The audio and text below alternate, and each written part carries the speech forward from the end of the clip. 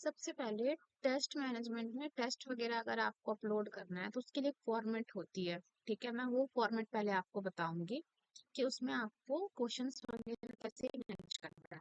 ठीक है, table format, मैं एक फॉर्मेट आपको ओपन करके बता रही हूँ।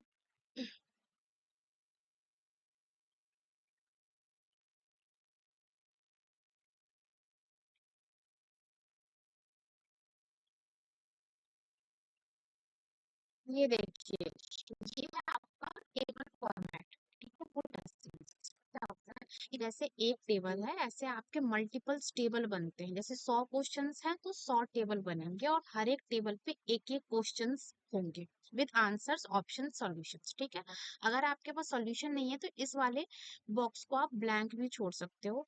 इधर की लेफ्ट साइड की चीजें आपको बिल्कुल भी चेंज नहीं करनी है। ये टाइप एससी मतलब सिंगल चॉइस, ये हमारे फॉर्मेट में दिया गया है, ये भी आपको चेंज नहीं करना है। चेंज क्या करना है, क्वेश्चंस चेंज करने हैं, ऑप्शंस चेंज करने हैं, आंसर्स चेंज करना है। ठीक है, कोई भी आपके क्वेश्चन आप यहाँ पे क्वेश्चंस टाइप कर दो, इसको हटाकर ऑप्शंस डाल दो। और ऑप्शंस अगर आपके वन राइट है या सेकंड राइट है तो यहाँ पे नंबर लिखो कि कौन सा ऑप्शन आपके राइट है। फर्स्ट वाला राइट है तो फर्स्ट वाला नंबर लिखना है, ना कि ऑप्शन ही उठाकर यहाँ लिखना है, आपको नंबर लिखना है यहाँ पे। ठीक है, ये फॉर्मेट में अगर आपके 100 क्वेश्चन है वो बनाकर आप सेव करें। जैसे 10 प्लस टेबल मैं आपको दिखा देती हूँ कैसे बनेंगे। ये रहेंगे आपके टेबल। ठीक है, आपको यहाँ पे क्वेश्चन लिखना है, ऑप्शंस आंसर सॉल्यूशंस। ये आपके 10 प्लस टेबल्स की सीट है। ठीक है, अगर आपको और टेबल चाहिए तो सीधा आप इसको CTRL प्लस A करके कॉपी करोगे और नीचे आकर, सबसे नीचे आकर पेज पे एंटर करके आप इस पेज पे ऐसे करके पेस्ट कर दोगे तो मल्टीपल्स आपके ये टेबल्स बन गए। ठीक है, तो ये क्लियर है। अब हम आते हैं टेस्ट सीरीज पे। वर्ड फॉर्मेट में होना चाहिए। टेस्ट सीरीज में सबसे पहले हम क्या करें, क्वेश्चन बैंक में क्वेश्चंस अपलोड करेंगे जो हम वर्ड फॉर्मेट में बनाएंगे। उसके लिए ऐड बल्क क्वेश्चन पे हम क्लिक करते हैं। ये जो आइकन है ना, ये न्यू बल्क अपलोड पेज, इस पे हम क्लिक करते हैं। ठीक है, बाय डॉक के जगह पे मैनुअल सेलेक्ट करते हैं ताकि 100 क्वेश्चंस है तो आपको बार बार सब्जेक्ट टॉपिक क्लिक ना करना पड़े। टेस्ट का नाम डालेंगे, जैसे आप डेमो। सब्जेक्ट सेलेक्ट करेंगे जिस भी सब्जेक्ट को आपको दिखाना है। ठीक है, सब्जेक्ट सेलेक्ट कर लिया। अब इसमें जो भी आपने फॉर्मेट बनाया है ना उसको आप अपलोड कर दोगे। ठीक है, जैसे मैंने एक फॉर्मेट बना रखा है ये वाला, तो इसको मैंने अपलोड कर दिया। अपलोड करके आपको सबमिट कर देना है। ओके, ठीक है। ओके करने के बाद आपके जो फ्रंट एंड एंड्रॉयड एप्लीकेशन या वेबसाइट है उस पे टेस्ट की जो पैटर्न होगी इस तरीके से शो करेगी।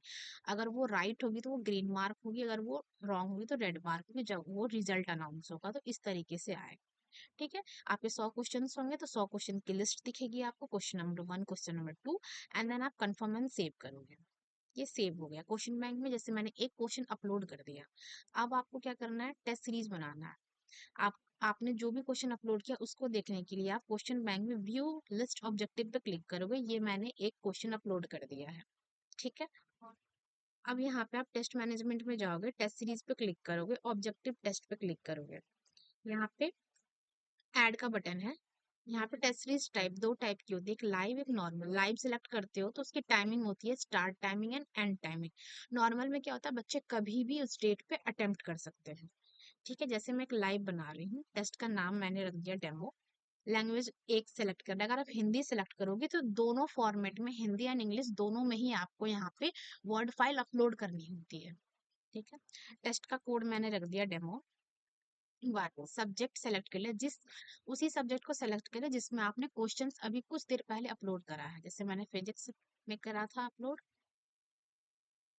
तो मैंने ये सिलेक्ट कर लिया। बाकी कोई भी चीज आपको कुछ नहीं करनी है, बस आपको अपलोड बटन पे क्लिक करना है। ये एक एंट्री बन गई। अब आपको व्यू करना है इसे। व्यू करने के बाद आपने जो भी डिटेल भरा था यहाँ पे शो हो रहा है। क्वेश्चन सेक्शन में जाएंगे, उसी सब्जेक्ट को सेलेक्ट करेंगे जिस सब्जेक्ट में आपने क्वेश्चन को अटैच करा है, and topic back space click करके आप टॉपिक पे क्लिक करें।